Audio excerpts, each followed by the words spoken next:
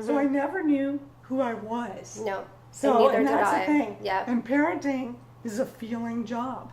It's not an aesthetic job. Yeah. So what's that? Well, it is and it isn't. So what happens is parents go in doing all the what they think, the Right. physical right stuff. Right. But they're not in tune with the child. I think what she their said, needs are. Sandra. Children are feelers. They're just like animals. Yes, They feel your energy. that is true. So if you're off kilter, guess what? Baby's They're off. upset. Yes. So how do we get that? How do we get parents back Right. to being happy, Right. grounded, not perfect, Yes. perfect, inhuman, what is it? Imperfect humans can't be perfect parents. I get this all the time. No such thing as a perfect family. And I said, you're absolutely right. Because imperfect humans cannot raise a perfect family. Right. I'm talking about a healthy family. Yeah.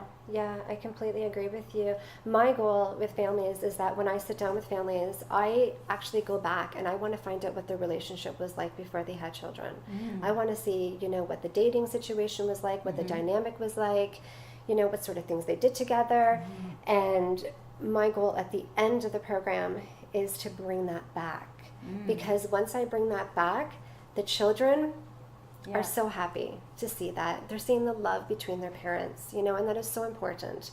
I get a lot of, well, I can't date my husband because we can't have a babysitter. I have 4 kids. What do you mean I can't get out, right?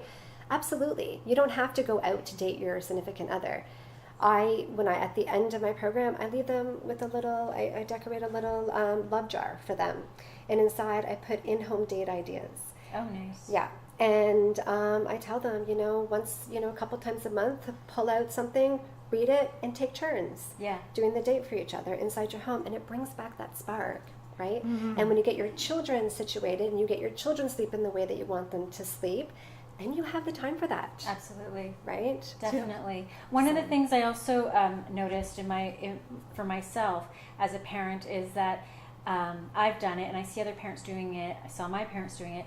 We try to correct the issues where we felt maybe our parents were lacking, Right. or so whatever we think was good about our parents, Right. we repeat that. Right. Whatever we think was bad about our parents, We don't do it. So Right. for instance, I had 2 executive professional parents. So that from Okay. the time I was 5, they were out of the home. I was Right. mostly raised by my maternal grandmother. Okay. My sister was 7 years older, so I was Right. practically raised by her. As a result, I worked from home. Like I feel like because my parents were never at home, they were Right. never available to attend any Right. of my school functions or Yep. anything I was involved in. Whereas I'm here, I make it a point to get to all my kids' stuff. I feel like my kids are like, get out of the flipping house, like you're Yeah. always here, Right. kind of thing. Because Yes. I've tried to Exactly. Yeah. compensate for what was not there for me. Okay. And I noticed that in my practice Yeah. a lot with people that have come in or that are parenting, that they're trying to correct their perceived Yes. wrongs from Yes. their Yeah. childhood Yes. through the way they parent their own children. I And agree. yet it Yeah. only repeats the cycle because Over they're just and not over giving the again. child what they need. Right. There's You a bring up a very good point. becomes a time where you have to break that cycle, right? No, Yeah, please go ahead. so, and that's kind of where I want to jump on. Right. The healing family dysfunction. Things will not correct until it's corrected. Right. Nothing will change till something's changed. Right. So that same scenario will repeat. So here's what happens. Until the parent goes back and heals what heals them. All right, and what happens is a lot of times it's subconscious. They don't even know. They'll say to me, well, Rita, my mother's dead. She's passed 20 years ago. Guess what? She's still the critical inner voice that lives there. So regardless of whether they're physically present or not, you have to heal the past. So a lot of agree. people say, bury it, create a new scenario, but and that's part of the healing process. That's the Right. energy awareness I do with people. Absolutely. Heal the past so you can let it go. Here's the best part. I agree. Reclaiming the energy that you lost to the past. Because what happens is most people are fear-based, living in the past. Use a lot of energy to the past. Right. Or they're anxious about the future, which is only an illusion. So they're never in the now. They're never present. Hence, Right. the parents are not conscious. Yeah. We talk about Right. conscious parenting, and I was telling Sandra earlier, conscious parenting means you're present. Right. Again, going back to what you said, they don't want the gizmo and gadgets. they would trade that in For your for time. your time. Okay? Absolutely, they So would. be present. Yes. So what happens is, so many people are guilt-ridden Mm-hmm. or they're low on energy. So they're like, they know subconsciously they shouldn't give Judy that cell phone, but because they're exhausted, this, that, okay, here's a They cell hand phone. it right over. And you know what? And so many adult children Mm-hmm. still home and not being able to function. Parents are still, sort of Still having to hoovering parent over a them, 30-year-old. or I the agree. sense of entitlement that's out there. We have children off balance, children that think the world owes them something. Right. So these are all examples Right. of out of balance. I agree with you about healing. I mean, I will share that I had a traumatic experience as a child, and it went on for a good portion of my childhood. And I was having a really hard time with that, but not knowing that I was having a hard time with that. And having my first baby, I didn't feel connected, and I couldn't understand why. And what over the years, what I realized is that I haven't dealt with myself, my inner issues. And ever since I dealt with that, it's like, It's freeing. free is like, yes, definitely the word. freeing. And I just feel like I'm just that much of a happier person. Yeah. And I don't have that anger, and I don't have that frustration that I probably had years ago. So I think you're right. Absolutely, dealing with your inner self is extremely important in order to raise healthy children. Yeah. And by healing those issues for yourself, Yes. you break the cycle, and that's one of the things Exactly. I am reaching out to people and asking them to recognize the cycles of your own life, your upbringing, and become a generation of cycle breakers. Yes. Because it really, we see cycles, people can understand cycles of poverty or cycles of lack of education. Right. Cycles of, say, athleticism. It all runs in cycles. So if you look at, say, someone like Tiger Woods, his father was very gifted in golf. It's a cycle for him to repeat the same thing. Yes. There are positive cycles and there are negative cycles. Right. So to really understand what the cycles are, for me personally, we had a cycle of sexual abuse that ran for generations. And my mother parented out of fear of having that happen, which created law of attraction I teach, which created, right, that situation for myself and my sister to repeat. When my children were born, I decided my children would be safe. Yes. They would be empowered. Yes. And that they would be able to be safe in all situations at all times. Absolutely. And so that's the cycle break for me. Right. And as I said, we do these things, we parent with that, trying to either run from recreating what we perceived was done to us. And you're right, that is the catchphrase is parenting doesn't come with a manual. That I understand. And I equally agree with what you're saying then.